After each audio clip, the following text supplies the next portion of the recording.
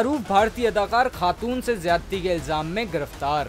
भारतीय मीडिया के मुताबिक नई दिल्ली पुलिस ने अदाकार आशीष कपूर को बुध को रेप के इल्जाम में गिरफ्तार किया। इन पर इल्जाम है कि उन्होंने गुज़िश्ता माह पार्टी के दौरान वॉशरूम के अंदर एक खातून को जिनसी तौर पर हिरासा किया। पुलिस के मुताबिक आशीष कपूर की खातून से इंस्टाग्राम पर जान पहचान हुई थी, जिसके बाद उन्होंने उसे अपने एक दोस्त के घर होने वाली पार्टी में मदऊ किया, जहां ये वाकया पेश आने का दावा किया गया है।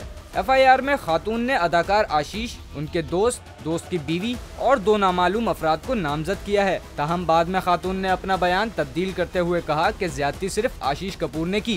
भारतीय मीडिया के मुताबिक खातून ने ये इल्जाम भी लगाया कि इस वाक़े की वीडियो रिकॉर्डिंग की गई थी, लेकिन पुलिस को कोई ऐसी फुटेज दस्तयाब नहीं हुई। पुलिस का कहना है कि वाक़े की तफ्तीश जारी है। वाज़ेह रहे कि आशीष कपूर भारतीय टेलीविजन के मारूफ अदाकार हैं और उन्होंने कई मकबूल ड्रामों में काम किया।